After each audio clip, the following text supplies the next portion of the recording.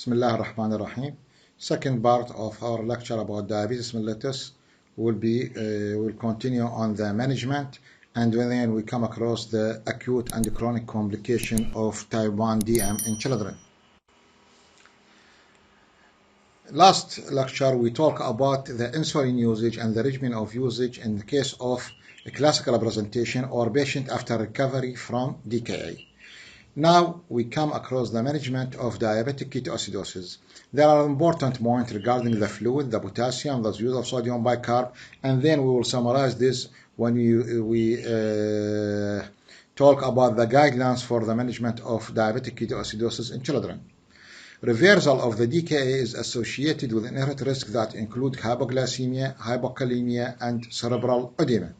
So, one of the iatrogenic complications of management of DKA is the hypoglycemia, hypokalemia, and cerebral edema. So, any protocol must be used with caution and close monitoring of the patient. It is regarded as top emergency management of DKA. About hyperglycemia and dehydration, insulin is used by dose 0.1 unit per kg per hour. IV or IM. Nowadays we use always IV infusion. Must be given at the beginning of the therapy to accelerate the movement of the glucose into the cells. First, to stop hepatic glucose production second, and to halt the movement of fatty acids from the periphery to the liver. So, we give 0.1 unit per kg per hour of soluble insulin. Soluble insulin, not lenti. And this will help first to accelerate the movement of the glucose to the cells, so there will be decrease in the random blood sugar, and at the same time to stop the hepatic glucose production via the gluconeogenesis and glycogenesis, so there is no more production of the glucose, and this will decline the random blood sugar more, and at the same time to stop the movement of the fatty acid from the periphery to the liver in order to avoid ketosis. So our aim from use of insulin is to counteract hyperglycemia and to prevent ketosis. This insulin alone is not sufficient, and we must rehydrate our patient, and sometimes we start with rehydration before insulin infusion. Rehydration also lowers glucose levels by improving renal perfusion, so there is excretion of more glucose and enhancing renal excretion. It enhances the glomerular filtration rate. The combination of these therapies usually causes a rapid initial decline in the serum glucose level. Once glucose goes below 180 mg per deciliter, the osmotic diuresis will be stopped, and rehydration accelerates without further increase in the infusion rate. So it will work both. If we give insulin and we use IV fluid, there will be decline of the random blood sugar. Once blood sugar go below 180, below the renal threshold, there will be no more diuresis, and so there is no more dehydration, and there is rapid correction of dehydration.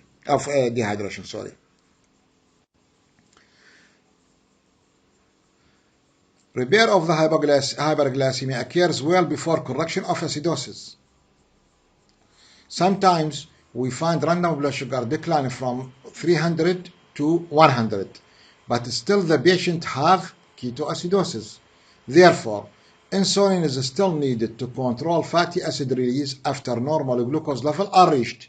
So, if our aim in the management of DKA is not to decline random blood sugar alone, but to counteract ketosis, which causes ketoacidosis. So, if there is decline of the normal blood sugar to normal glucose level, we still give insulin, but at the same time we must give a glucose source in order to avoid hypoglycemia, because if there is the rapid decline of the random blood sugar, then there will be a risk of iatrogenic cerebral edema. And at the same time our aim is to counteract ketosis, not only to correct random blood sugar. To continue the insulin infusion without causing hypoglycemia, a glucose must be added to the infusion, usually as 5% solution, or sometimes we use fifth glucose saline. So at the same time we give glucose and insulin.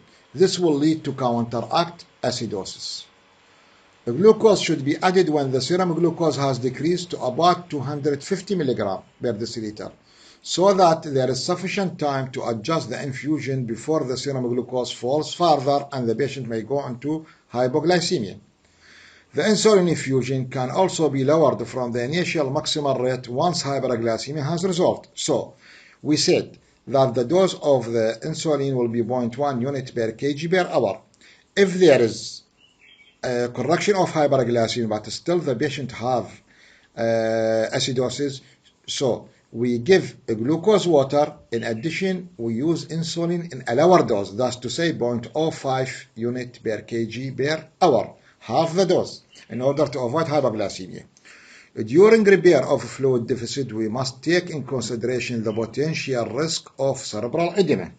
So, sometimes we induce cerebral edema, either by rapid rehydration or overhydration. So, all fluid intake and output should be closely monitored by a chart.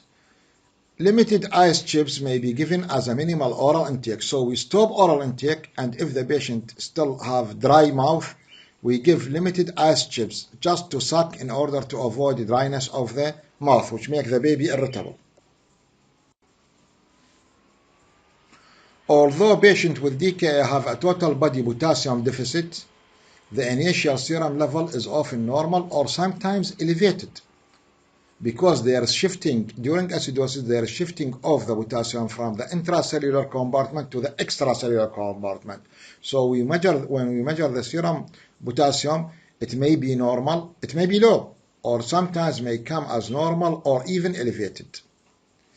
This is, as we said, this is due to the movement of the potassium from the intracellular space to the serum, both as part of keto acid buffering process and as part of catabolic shift. So, there is total body potassium deficit.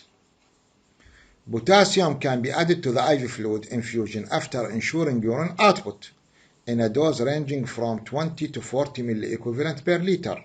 And sometimes, and this is specific to the DKA, we may reach 60 milliequivalent per liter. 1 milliequivalent, 1 cc of potassium contains 2 milliequivalent. So, the usual dose we give 20 to 40. But in severe cases with severe hypokalemia, we can give 60 milliequivalent per liter. Mildly elevated creatinine or blood urea is not a reason to withhold potassium therapy if good urine output is present. So we depend on the urine output. Because there is total body potassium, the only contraindication to give potassium is when the patient goes into acute renal failure with anuria. What about bicarbonate therapy? Bicarbonate therapy, low insulin infusion rate, that's to say 0.02 to 0.05 unit per kg per hour, are usually sufficient to stop peripheral release of fatty acid, thereby eliminate the production of the ketone bodies with a glucose infusion. Bicarbonate buffer, it is regenerated by the distal renal tubule and by the metabolism of the ketone bodies, and their excretion in the urine steadily repair the acidosis once keto acid production is controlled. So, there are three mechanisms working for the bicarbonate buffer. One of them, once we give insulin and the fluid, there will be entrance of the glucose to the cells. So, the production or the shifting of the free fatty acid to the liver will be stopped. So, there is no more production of the keto acid. At the same time, with the fluid, there is enhanced renal perfusion, and so there is excretion of the ketone in the urine. At the same time, there is another mechanism, which is the regeneration of the bicarbonate by the distal renal tubule and the metabolism of the ketone bodies. So, bicarbonate therapy is rarely necessary and may even increase the risk of hypokalemia and cerebral edema. So, this is another case of iatrogenic cerebral edema. Keep in mind, bicarbonate therapy is only indicated in case of severe acidosis, that's to say, when the blood pH is less than 7.1. This is the only indication to use a sodium bicarb in a case of DKA.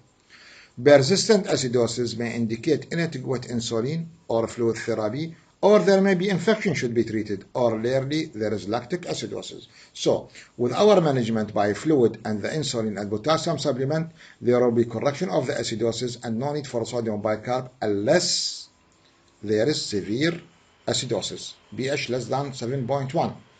If we give treatment and we give sodium bicarb and there is persistence of the acidosis, so either the dose of the insulin we give it inadequate, or there is defect in the fluid therapy, rehydration, or the patient may have infection because infection will secrete the counter-regulatory hormone, and rarely the patient may go into lactic acidosis.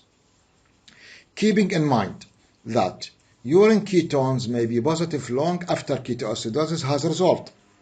Therefore, persistent ketonuria may not accurately reflect the degree of clinical improvement and should not be relied upon as an indicator of therapeutic failure. When we do management and the patient is completely and clinically improved and we find ketone in urine, this does not accurately reflect the degree of clinical improvement and should not be relied as indicator. So we depend on the clinical improvement. That's to say, if we find 1 or 2 plus of ketones and there is a clinical improvement of the patient, we depend on the clinical and not on the urine ketone. Regarding the management of cerebral edema, because some patients may come to us, primarily he is come with cerebral edema, or sometimes it is iatrogenic by either, as we said, inappropriate use of sodium bicarb, rapid rehydration, overhydration, or rapid decline of the random blood sugar. So, for all patients with DKA, frequent neurological check for any signs of increased intracranial pressure, such as change in the consciousness, he is arousable, then go into deep coma, depressed respiration, worsening headache, severe headache, signs of bradycardia, apnea, pupillary changes, babble edema, posturing, and seizures. These changes on these neurological symptoms indicate there is a cerebral edema.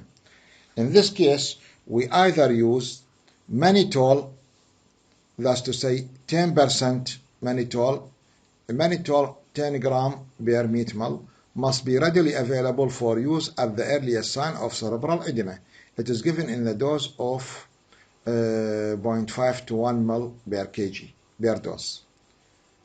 Note: all patients with DKA should be checked for initiating events in order to avoid them to prevent the recurrence of DKA.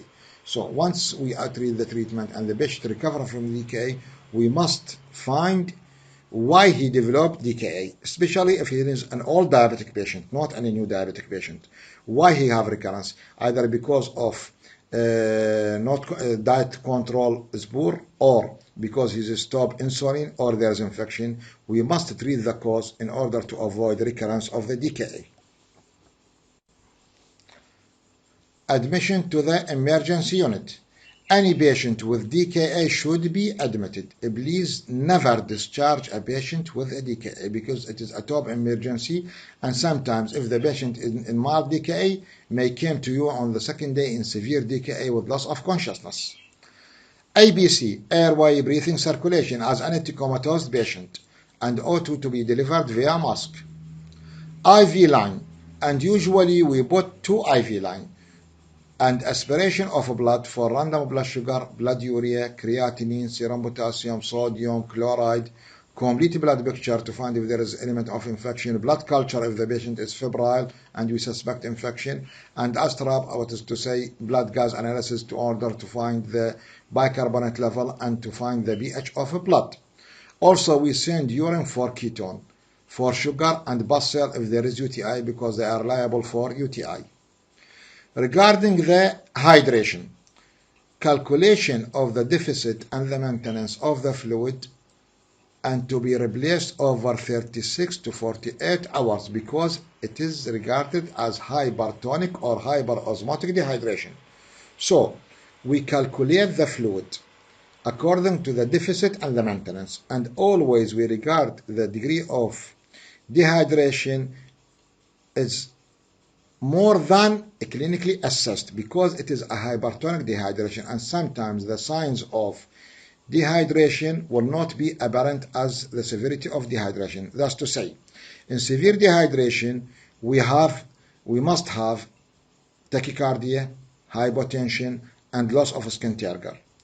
Because it is a hypertonic dehydration and there is shifting of the fluid to the intravascular volume, so the patient may have bradycardia, less severe tachycardia, and the blood pressure may be maintained, and the skin turgor may be somewhat less severe. So, if we've assessed the patient clinically as moderate dehydration, we treat him as severe dehydration. And the treatment and the replacement of the fluid should be over 36 to 48 hours to avoid cerebral edema, as we said. Oral fluid is stopped and only sucking of chips of ice is allowed, as we said previously. IV fluid, how we replace? We give IV fluid by IV line, and there is another IV line for the insulin infusion. So every patient with severe DKA must have 2 IV lines. First, we give either normal saline or ringal lactate as bolus in a dose of 10 to 20 ml per kg in the first hour. And then the rate of the fluid replacement from the second hour to resolution of DKA calculated according to the following formula. So this formula is only for the rate of the infusion. النتيجة راح تكون that's to say 60 ml per hour. It is not the amount. This equation, it is not for the calculation of the deficit or the maintenance. This is just to rate what rate we give the fluid in order to avoid rapid rehydration. Okay? This equation, 85 multiplied by the body weight plus the maintenance minus the bolus over 23 hours. So we subtract the bolus and the hour of the bolus. So it will give me the amount. That's to say 60 ml per hour. That's to say 1 ml per minute. And another way, 15 macro drop per minute. So this gives the rate, not the amount. We must change the type of the fluid from normal saline to 5% glucose water or glucose saline, as we said, when the random blood sugar is less than 250 milligram deciliter. Why? I will stress it again. To avoid hypoglycemia and to avoid rapid decline of random blood sugar, which is one of the iatrogenic cause of cerebral edema.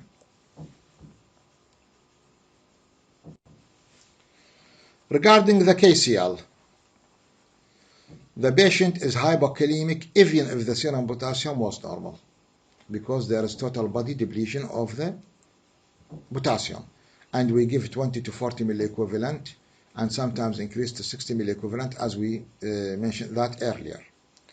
Regarding the insulin, there are 2 regimes to give the insulin. Nowadays we depend on this regime. It is either IV continuous infusion via a separate IV line started at the time 0, or another way is to give interrupted intramuscular or intravenous dose started after 1 hour, and the dose in both ways is 0.1 unit per kg per hour of soluble insulin.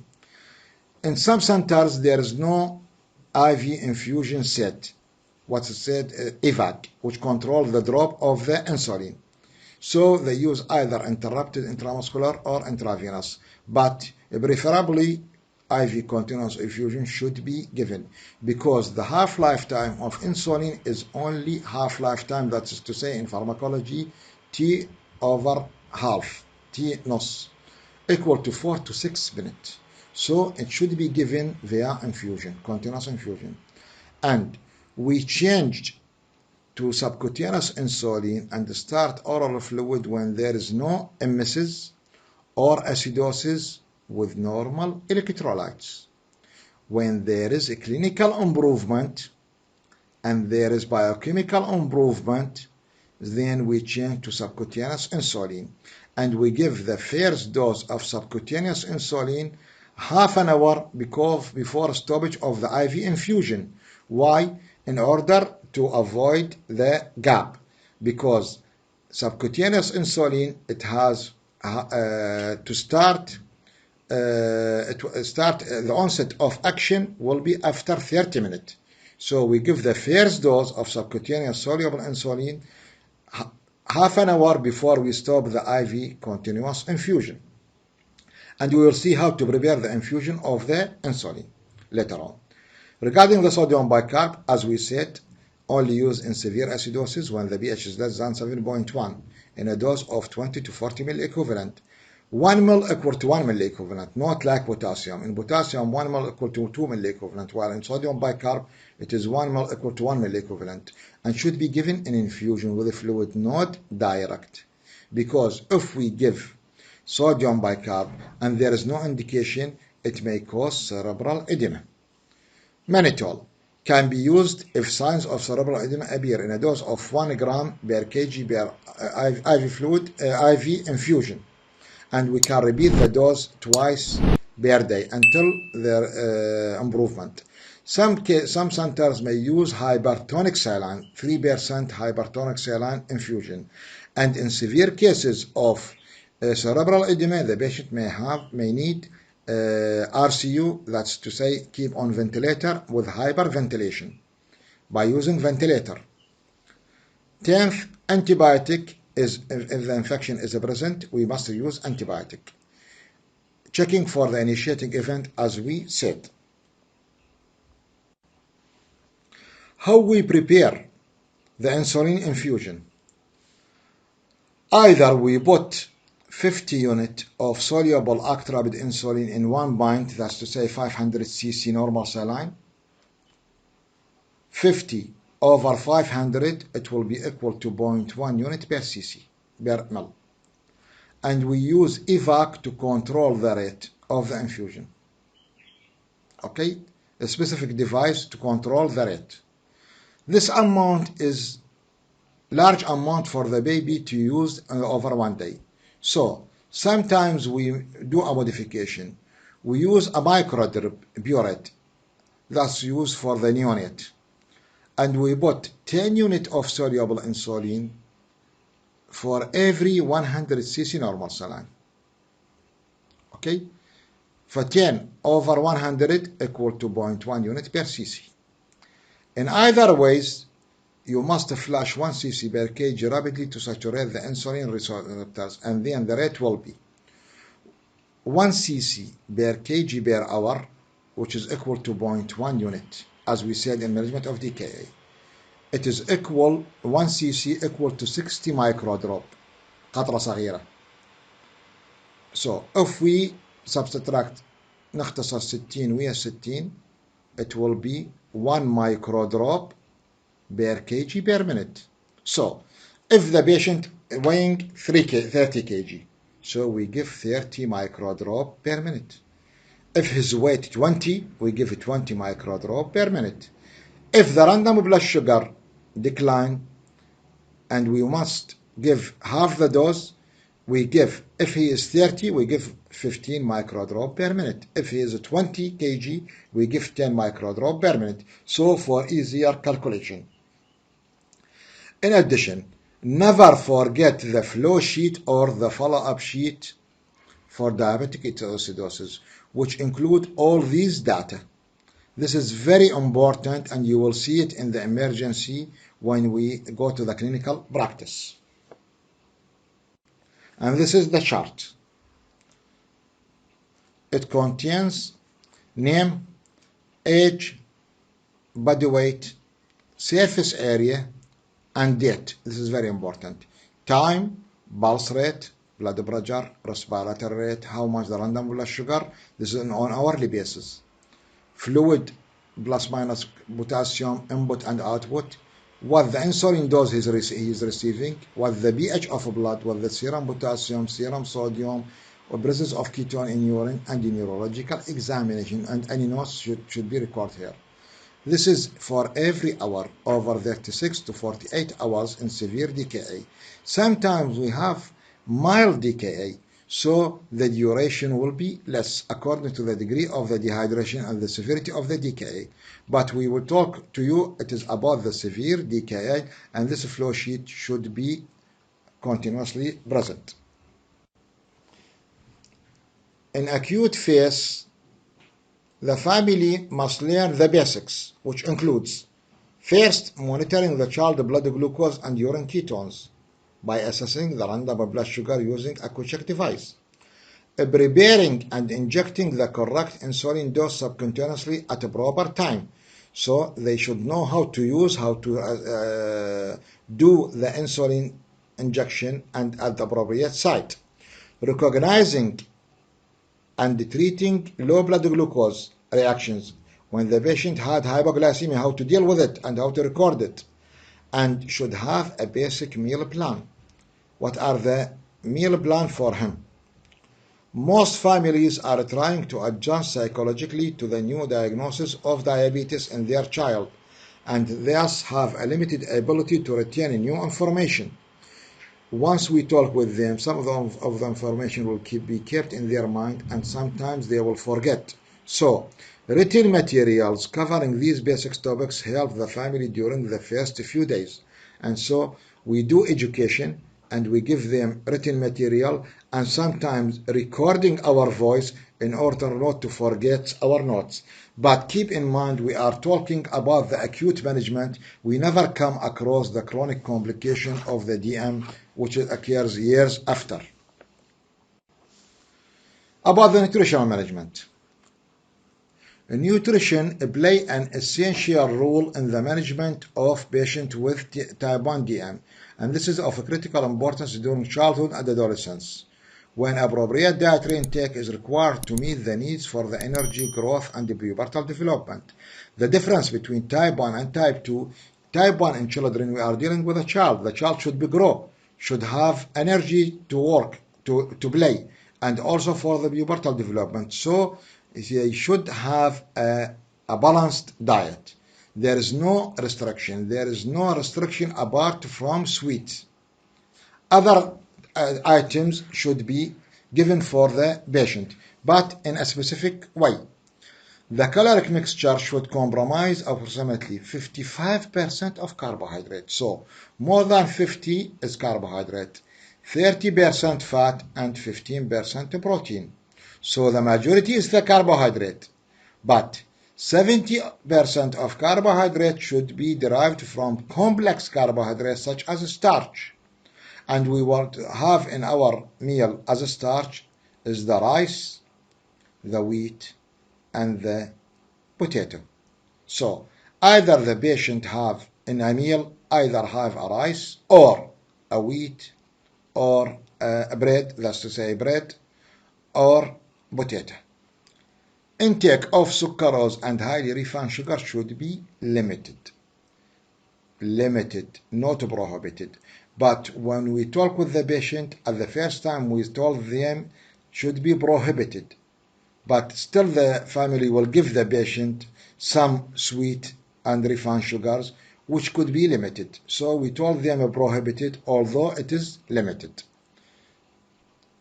فنقول للمريض إذا تريد تاكل خبز أو صمون الصبح بالريوق ما يصير تاكل تمن. إذا تاكل الظهر تمن ما يصير تاكل خبز وياه. إذا تاكل بالليل بوتيتا لازم تقلل الخبز أو الصمون.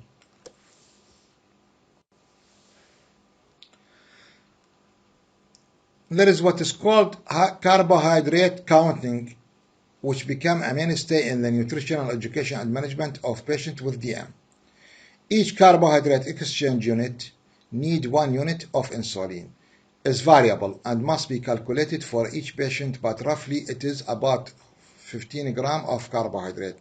So, in some centers, the nutritionist can calculate the carbohydrate amount which is present in a meal. And according to this carbohydrate amount, we give the unit of the insulin. This is mostly used with the basal bolus insulin, but it is difficult in our community because we don't have nutritionists which are interested in the diet control of type 1 diabetes. They are more experienced with type 2. 1. Secondly, we don't have all our diet and the food available in the market. We can know from the leaflet that how much calories or how much carbohydrate in it.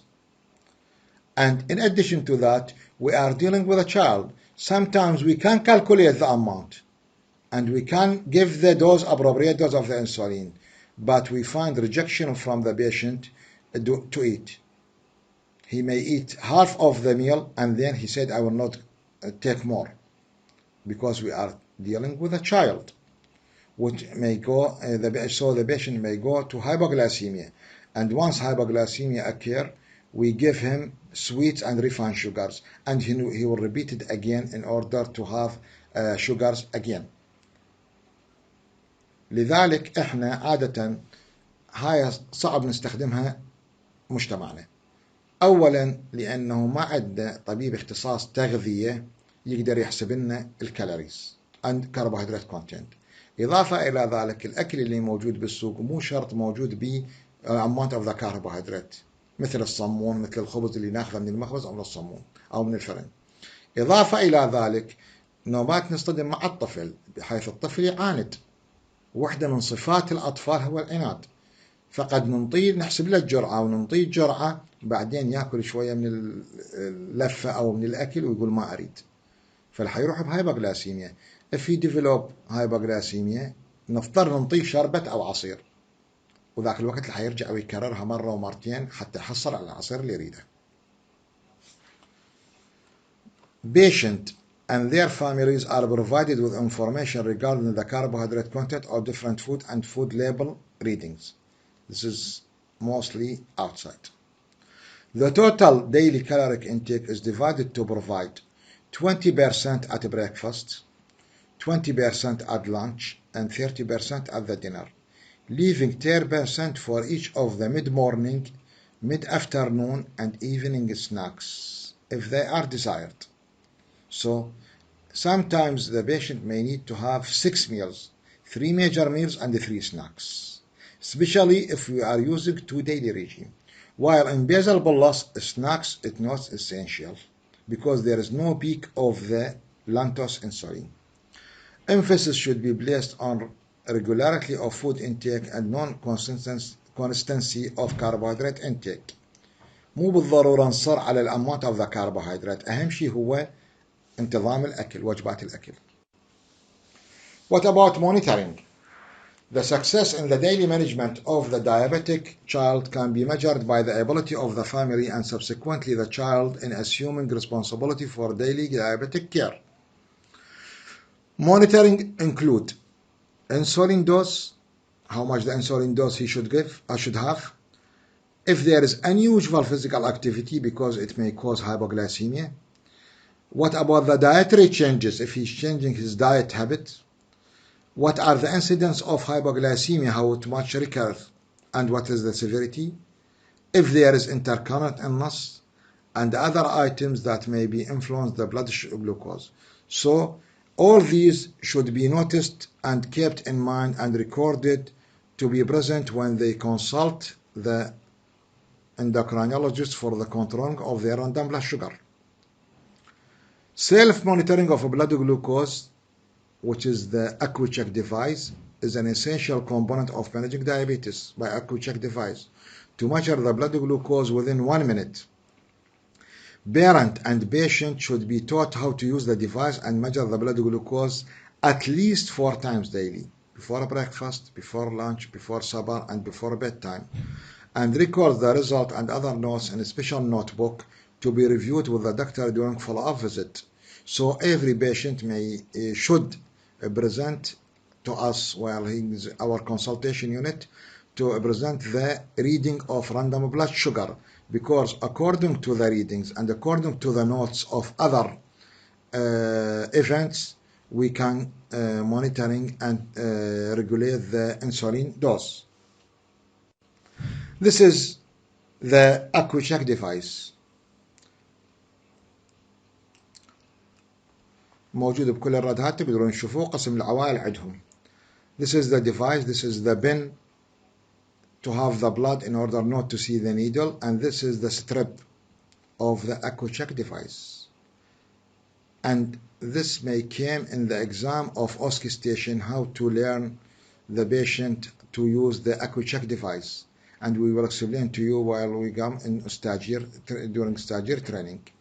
Ideally, the blood glucose concentration should range from approximately 80 mg per deciliter in the fasting state to 140 mg after meals in order to avoid hypoglycemia and to avoid hyperglycemia. In addition to the self-monitoring of blood glucose by EquiCheck device, a reliable index of long-term glycemic control is provided by measurement of glycosylated hemoglobin, hemoglobin A1C, which represents the fraction of hemoglobin to which glucose has been non-enzymatically attached in the bloodstream. Hemoglobin A measurement reflects the average blood glucose concentration from the preceding 2 to 3 months. You can see, in EquiCheck device, we are measuring the random blood sugar 4 times per day. Sometimes the random blood sugar may elevate.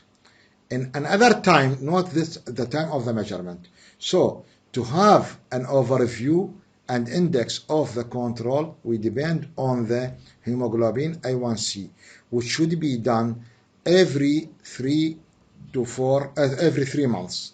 So that's to say 3 to 4 times per year. How we assess the hemoglobin A1C? A non-diabetic individual is usually less than 6% in children. In diabetic in children, that's to say, which is different from adult, value of 6 to 7.9% represent good metabolic control. 8 to 9.9% represent fair control. Value of 10% or higher represent poor control. What about the effect of exercise? No form of exercise including competitive sport should be forbidden to the diabetic child. ماكو إعفاء من درس الرياضة. And a major complication of exercise in diabetic patient is the presence of a hypoglycemic reaction during or within hours after exercise, either during or sometimes after finishing the exercise. The glucose regulation is likely to be improved through the increased utilization of the glucose by the muscles. How? The major contributing factor to hypoglycemia with the exercise is an increased rate of absorption from its site or injection site. We know that the injection site is in the upper arm, outer arm, in the thighs, and in the abdomen. And these areas are the area of the skeletal muscles. During exercise, we are using our skeletal muscles, so there is more blood supply to the area, and there is rapid absorption of the insulin from the site of injection, so the patient may go into hypoglycemia. In addition to that, regular exercise may improve glucose regulation by increasing insulin receptors number, not only by entrance of the glucose through the normal receptors, but also increasing the number of the insulin receptors. But keep in mind, in patients who are in poor metabolic control, vigorous exercise may precipitate DKA because of the exercise-induced increase in the counter-regulatory hormone. What we say here, in a good control diabetic patient, no exercise should be forbidden, but in patients with poor control, be careful that may cause diabetic ketoacidosis. So, if we want to do a regular exercise and vigorous exercise, one additional carbohydrate exchange may be taken before exercise. We increase the amount of eating, or the total dose of insulin may be reduced by 10 to 15% on the day of scheduled exercise. Our patient prefer to use additional carbohydrate. Sometimes we find the patient with good control, he wants to have a carbohydrate. So we said, okay, you can have a piece of cake, but after that you must do exercise in order to avoid hyperglycemia. It is also important to watch for delayed hypoglycemia several hours after exercise because of the absorption of the insulin, and sometimes it is the lenti insulin, not only the soluble insulin, which has a later effect. So we must follow the patient even after he is finishing the exercise by doing random blood sugar in order to avoid hypoglycemia and to correct it earlier. What about management during infection? Although infections are no more common in diabetic children than in non-diabetic ones, so diabetic patients, they are not immune compromised. They are liable for infection more than the others because of the diabetic condition, not because the immunity is depressed. They can often disrupt glucose control and may precipitate DKA. As you know, infection causes the secretion of counter-regulatory hormone and may precipitate DKA, and one of the major causes for DKA in our patients. In addition, the diabetic child is at increased risk of dehydration if hyperglycemia causes an osmotic diuresis or of ketosis causing emesis. Counter-regulatory hormone associated with stress, which blunt insulin action and elevate glucose level. So, but keep in mind, if anorexia occur,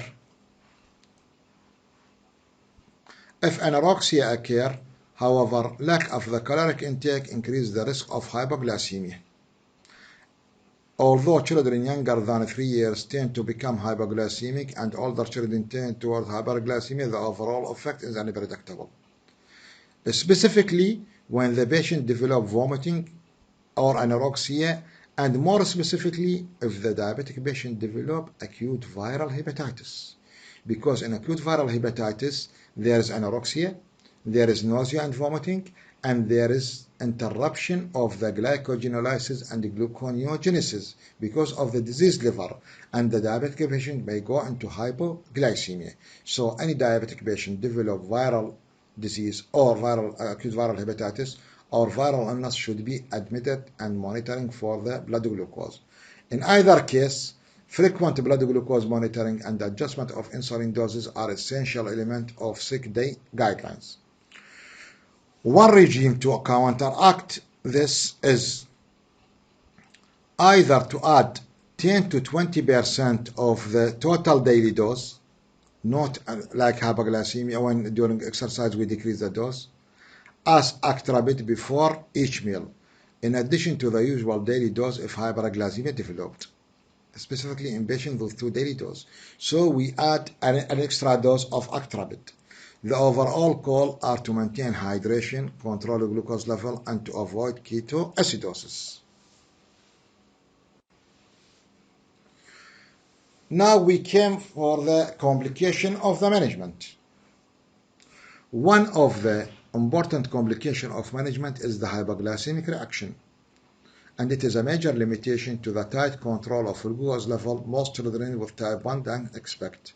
And most children with type 1 can expect mild hypoglycemia each week, moderate hypoglycemia a few times each year, and severe hypoglycemia every few years. But in our society and our patient, we may counter severe hypoglycemia and sometimes moderate hypoglycemia every few weeks or every few months, not every years. These episodes are usually not predictable, although exercise, delayed meal or snacks, wrong dose, and wide swing in the glucose level increase the risk. Wrong dose either because of the calculation is wrong, or sometimes because of the change person, or sometimes because of the change syringe. And we will see when we come to the word. Hypoglycemia can occur at any time, at a day or night, but it is more risky at night. Early symptoms and signs of mild hypoglycemia may occur with a sudden decrease in the blood sugars to levels that do not meet standard criteria for hypoglycemia in non-diabetic children. Thus to say, in a non-diabetic children, the random blood sugar may decline to 60 mg per deciliter, so the patient feeling features of mild hypoglycemia.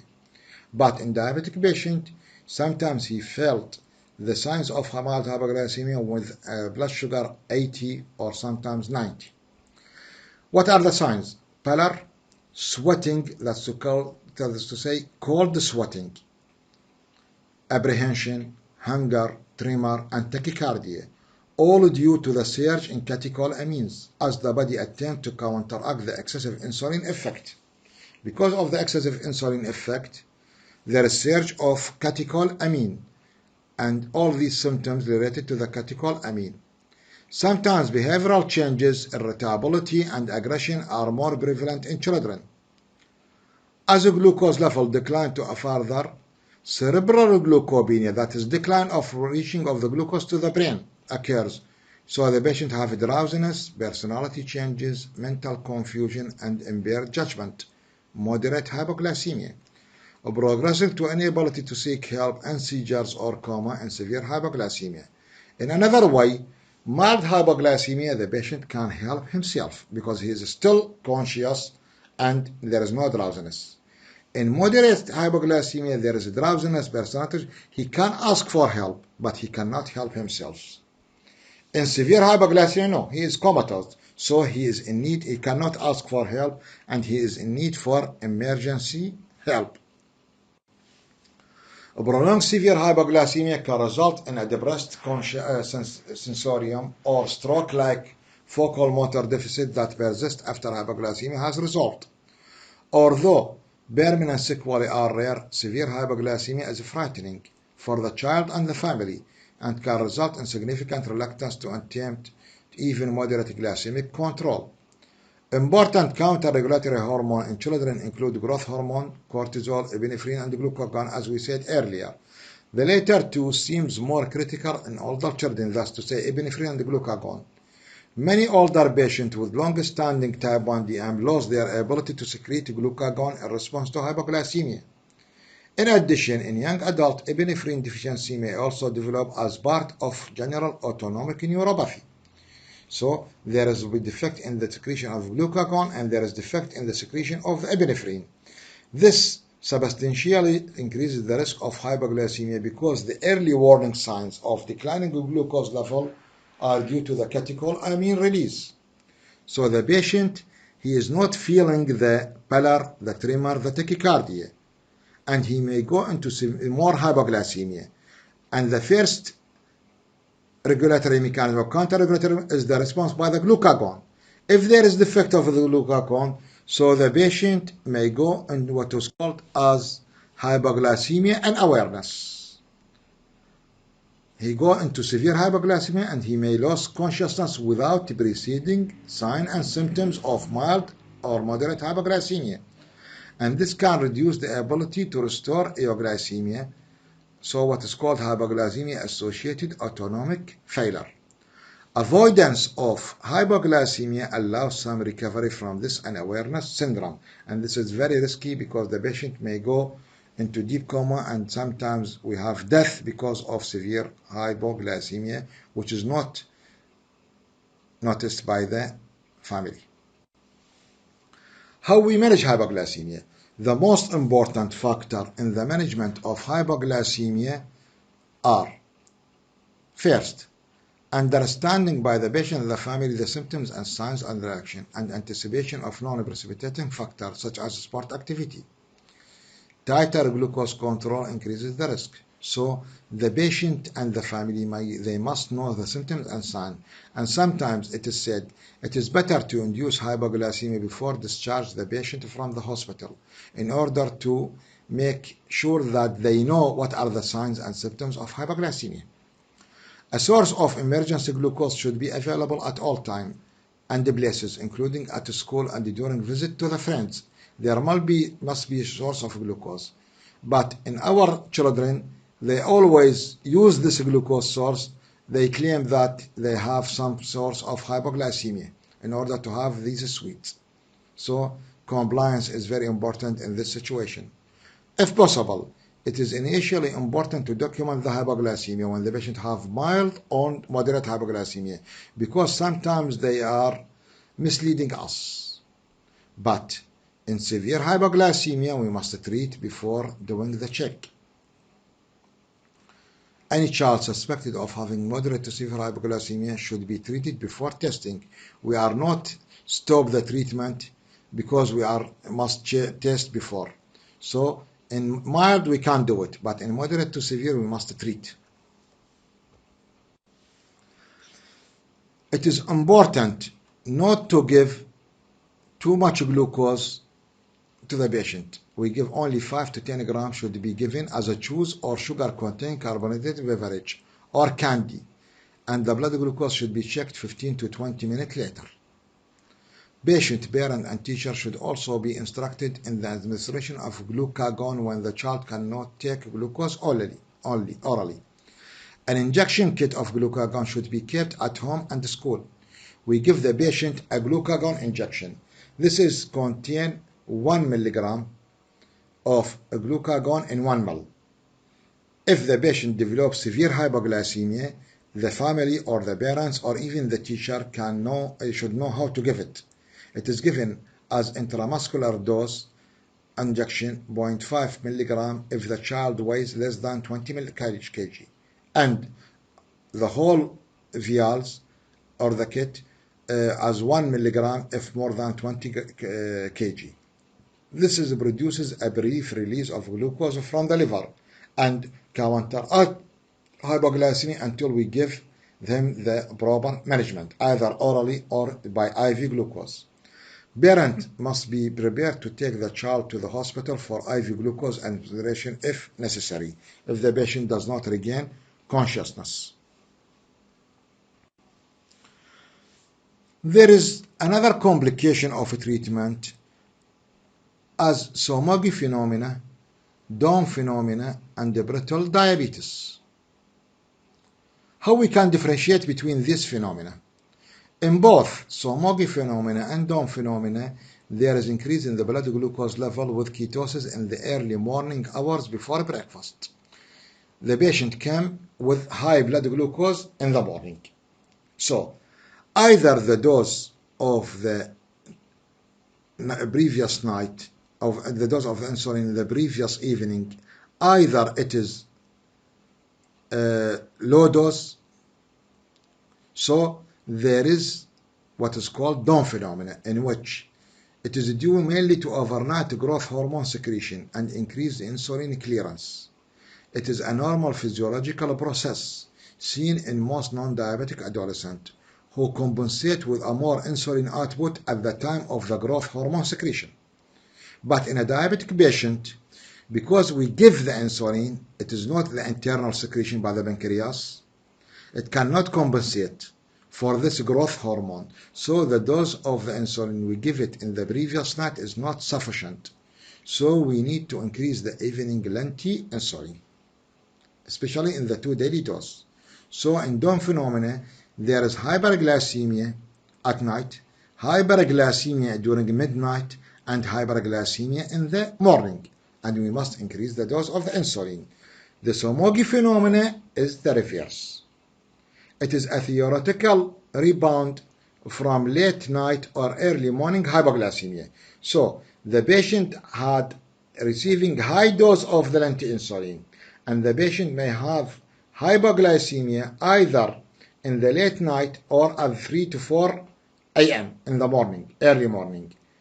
With the secretion of the counter-regulatory hormone response to this hypoglycemia, we find the patient in the morning as hyperglycemia. So, in Somogyi phenomena, there is hypoglycemia followed by hyperglycemia, and we must decrease the evening insulin dose. While in Down phenomena, there is hyperglycemia followed by hyperglycemia, which is the reverse.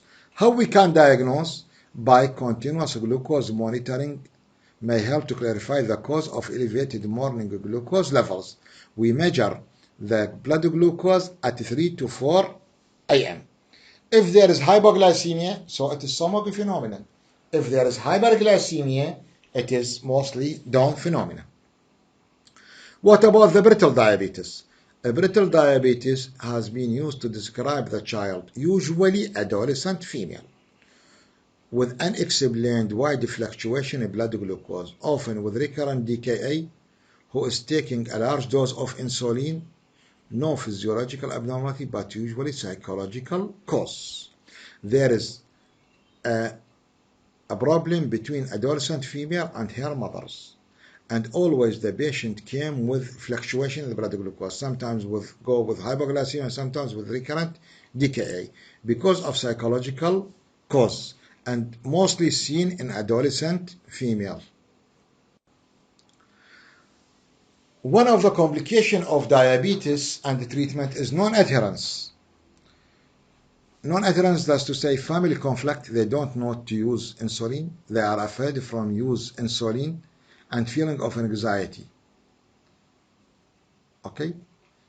And they don't follow our instruction regarding nutritional and insulin therapy.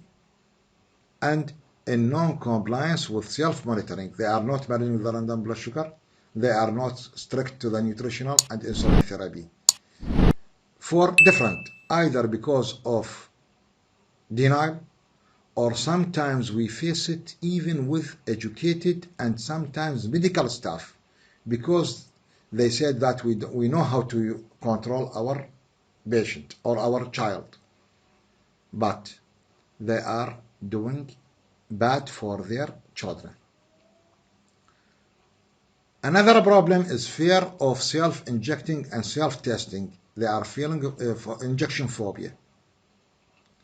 The mother, always the mother, afraid to inject her baby, either the insulin or when they do the monitoring of blood glucose. And this should be overcome while the patient in the hospital. We never discharge the child from the hospital unless the mother herself measure the random blood sugar and give the insulin in order to overcome this phobia by the family and by the patient. There is what is called as lipohypertrophy at the site of insulin injection. Children and adolescents may either omit insulin dosing or refuse to rotate their injection site because repeated injection in the same site is associated with a less pain sensation. You know, if we inject on the same site, there will be fibrosis. Okay? With the fibrosis, there will be less nerve supply and less blood supply. So the area will be painless. So the patient insists to have the injection at the same site. And this will lead to subcutaneous scar formation, that's to say lipohypertrophy. And this usually associated with poor insulin absorption and insulin leakage with resultant suboptimal glycemic control because there is poor blood supply. So one of the cause of poor control is lipohypertrophy. How we overcome this? By rotating the site of injection, not to inject the patient in the same site regularly. We must change the site and we must follow this during every visit to the clinic. And this is the picture of lipohypertrophy because of the injection on the same site on the leg. As you see, it is look like a mountain or a hill. Okay.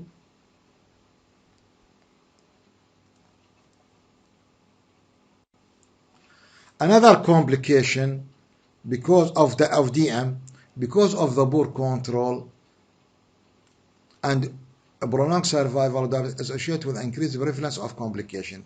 One of the chronic complications is limited joint mobility. It is highly correlated with microvascular complication of DM and can be used as a rapid screening test in outpatient clinic. So, we ask the patient to do what is called the براير sign. براير مثل صلاة الهنود. زين? He faces his palm one against the other.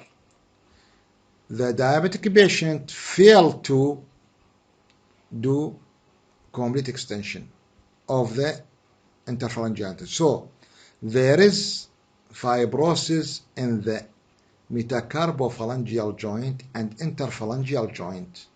So there is difficulty in extension, full extension of the metacarpal bones. These sign what is called as a Breyer sign or limited joint mobility. We do it in the consultation unit as a rapid screening for the microvascular complication of diabetes. If we find in a patient, we must look for retinopathy, nephropathy, and neuropathy.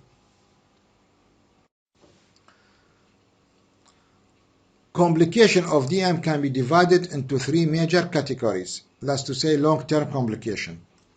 Microvascular complication, specifically retinopathy and nephropathy. Macrovascular complication, particularly accelerated coronary artery disease, cerebrovascular disease, and peripheral vascular disease. Neuropathies, both peripheral and autonomic, affecting a variety of organs and systems. In addition, cataract may occur more frequently. In childhood and adolescent, we mostly find retinopathy and nephropathy. Some cases may have peripheral vascular disease, and we find nowadays some cases of peripheral neuropathy and cataract because of poor metabolic control. So there is regular guidelines for the screening for retinopathy and nephropathy, and this is for postgraduate student, not for you. Thank you very much.